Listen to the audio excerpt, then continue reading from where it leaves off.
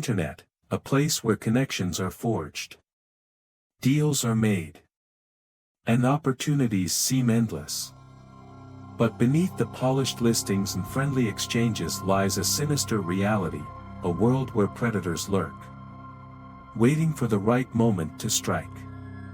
Tonight, we bring you 3 stories of seemingly harmless interactions that spiraled into terrifying encounters. Each one is a chilling reminder to trust your instincts, because sometimes survival hinges on just one decision. Let's begin with Emma, a young woman looking to start her life anew. Unaware that her search for a home would lead her straight into a nightmare.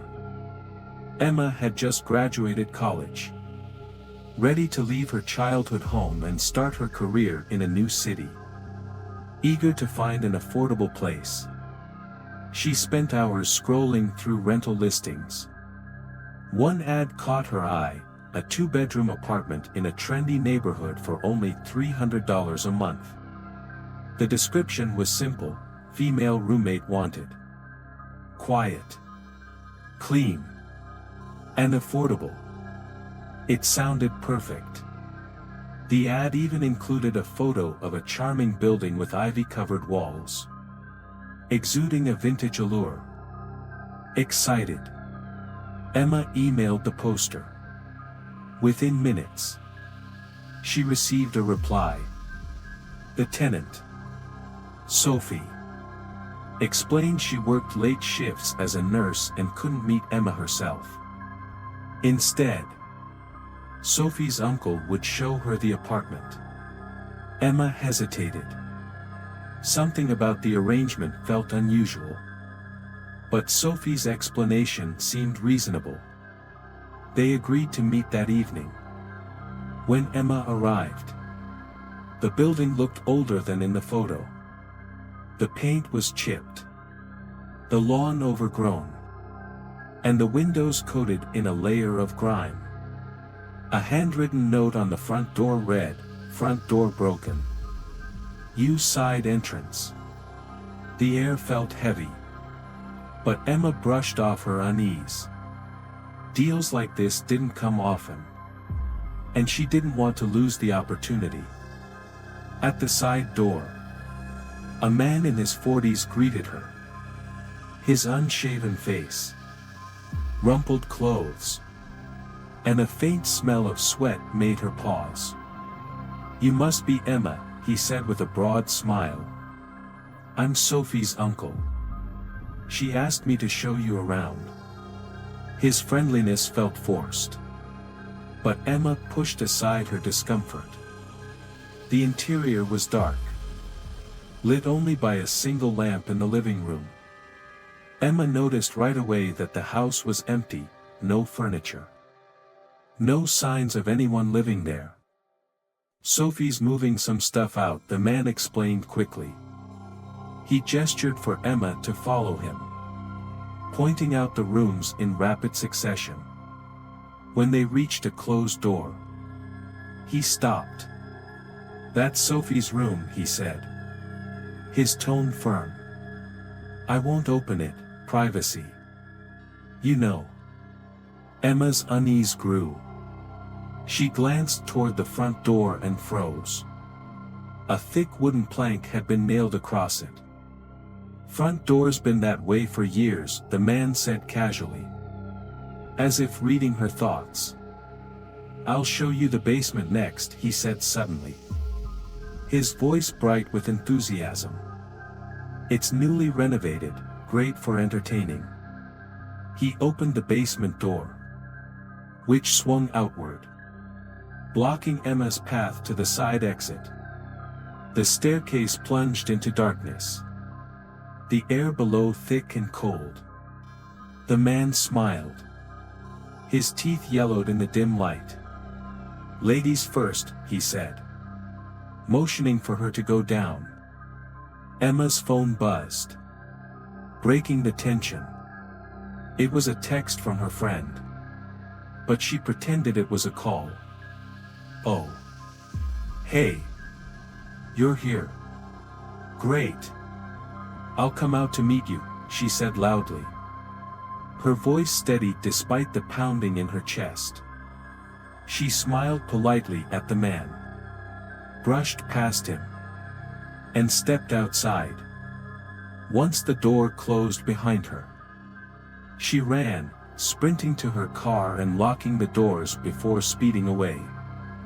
That night, she called the police. When officers arrived, they discovered the house had been abandoned for months.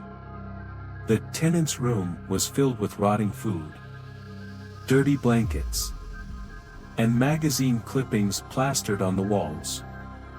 In the basement, they found a thin fishing wire stretched across the stairs, a pile of belts wrapped around a broomstick, and duct tape lying nearby. Emma couldn't sleep for weeks, haunted by what could have happened if she had gone down those stairs.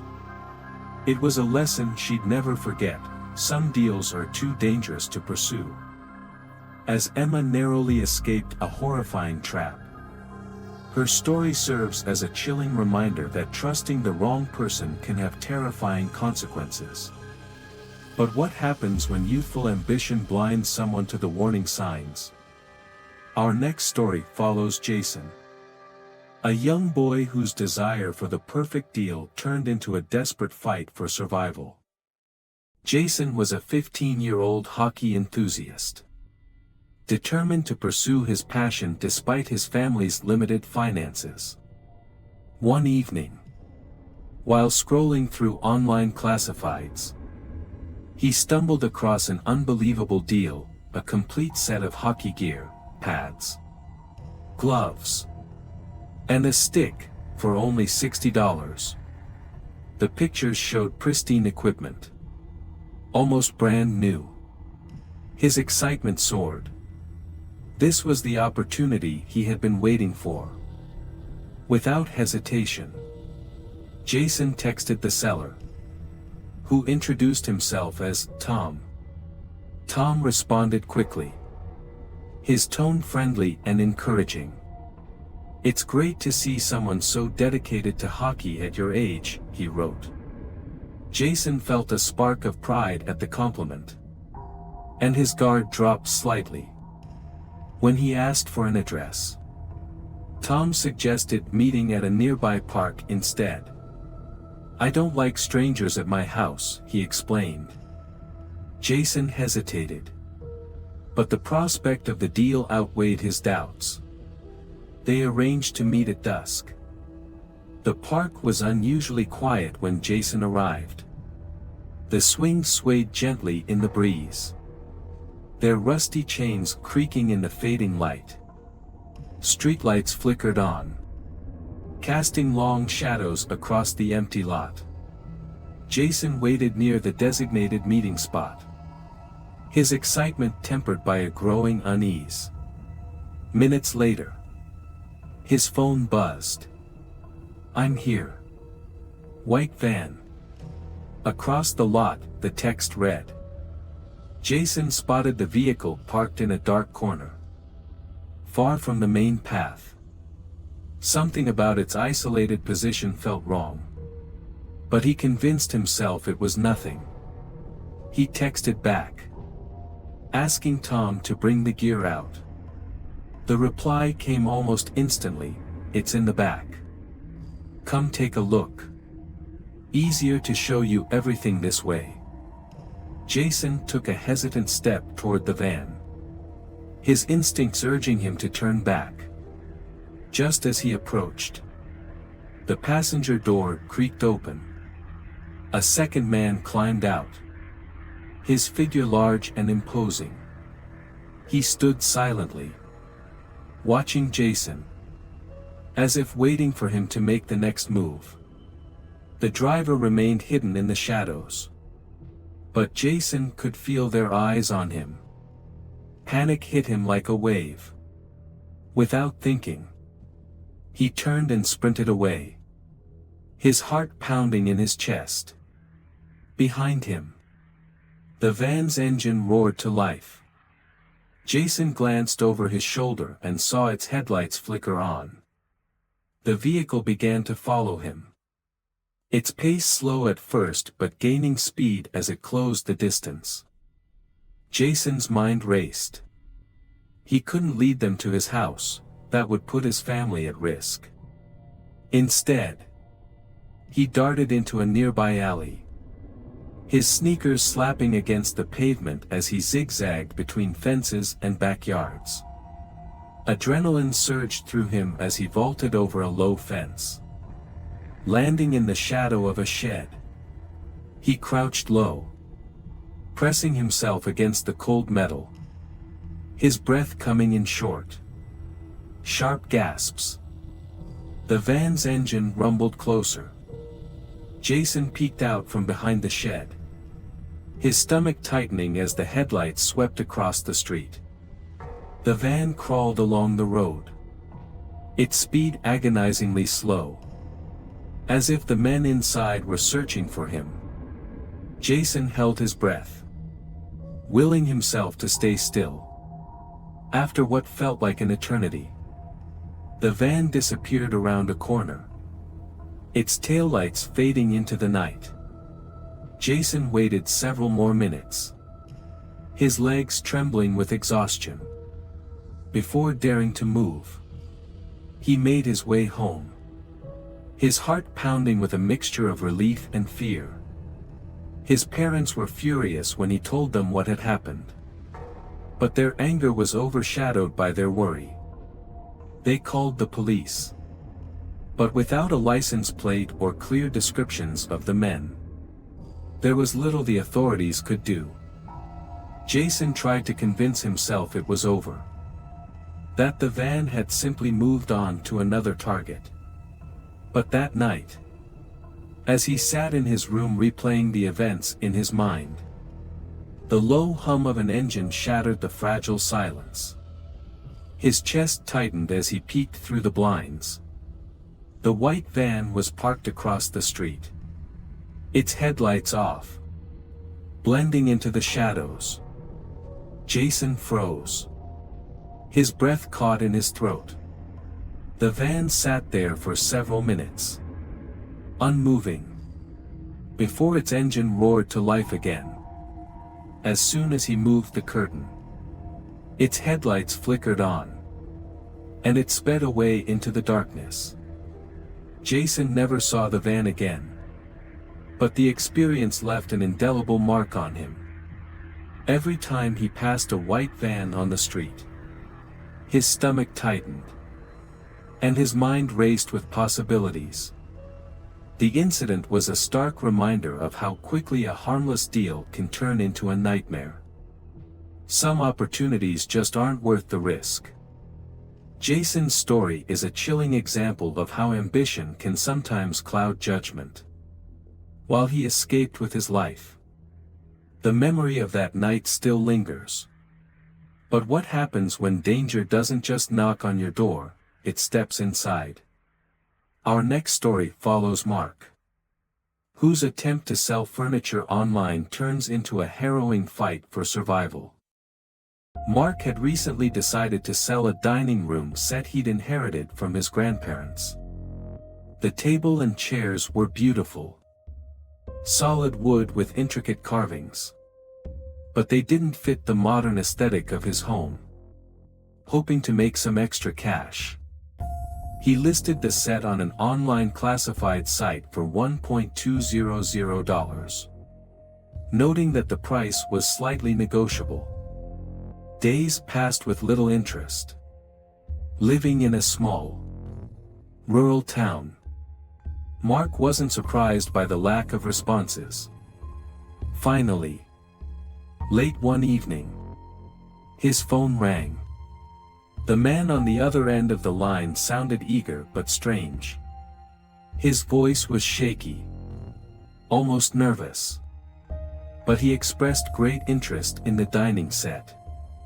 He said he lived nearby and wanted to come by immediately to see it. Relieved to finally have a buyer, Mark gave him his address. Within 15 minutes, the doorbell rang. Mark was surprised. The man had arrived far quicker than expected, considering how remote the area was. When Mark opened the door, a chill ran down his spine. The man standing there was disheveled, wearing a stained undershirt and tattered jeans. His gray hair was unkempt, and his mustache was stained brown in the middle. Despite his unsettling appearance, the man greeted Mark with a wide smile, his voice trembling as he introduced himself. Mark invited him in, leading him to the dining room where the set was on display. The man moved slowly, his eyes darting around the room as if assessing every detail. He ran his hands over the table and chairs, muttering to himself in a low voice. Mark tried to make small talk to ease the tension but received little more than grunts in response. Finally, Mark brought up the price. "I'm asking $1.200, he said. "But I can go as low as $1.000. The man stopped, his expression shifting from curiosity to something darker. "How about $500? He asked, his tone sharp. Mark let out a nervous laugh, thinking it was a joke. But the man's face remained stone cold. "Sorry, but that's way too low," Mark said, trying to stay polite. "The lowest I can go is $1.000. The man's demeanor changed instantly. His body stiffened, and his face contorted with anger. He began pacing back and forth, clutching his head and muttering incoherently. The atmosphere in the room grew oppressive, the tension almost unbearable. Mark decided it was time for the man to leave. "I don't think this is going to work out," he said firmly. "Thanks for coming by." He gestured toward the door, but the man didn't move. Instead, he stood there, staring at Mark with a look of pure malice. The man's hand shifted toward his back pocket, and Mark's instincts screamed danger. Without thinking, he turned and bolted upstairs, slamming his bedroom door shut behind him. His hands shook as he locked the door and grabbed his phone to call 911. The operator told him to stay put and keep the door secured until officers arrived. From his bedroom window, Mark watched anxiously for any signs of movement. The house was eerily silent, the tension unbearable. Minutes felt like hours before the sound of sirens filled the night air. Mark heard the officers enter the house, calling out for him. He emerged cautiously, his hands raised to show he wasn't a threat. The police instructed him to wait outside while they searched the home. Mark sat on the porch, his heart pounding in his chest. After what felt like an eternity, the officers emerged, with the man in handcuffs. "You're lucky," one of the officers said grimly. "He was hiding in your pantry with a loaded gun." Mark's stomach dropped. The thought of how close he'd come to disaster left him shaken. As the police car pulled away, Mark caught a glimpse of the man's face through the window. His expression was one of pure hatred, a chilling reminder that this wasn't over. Mark moved out of the house within weeks, unable to shake the fear that the man might return. The incident taught him a harrowing lesson: some risks, no matter how small they seem, aren't worth taking.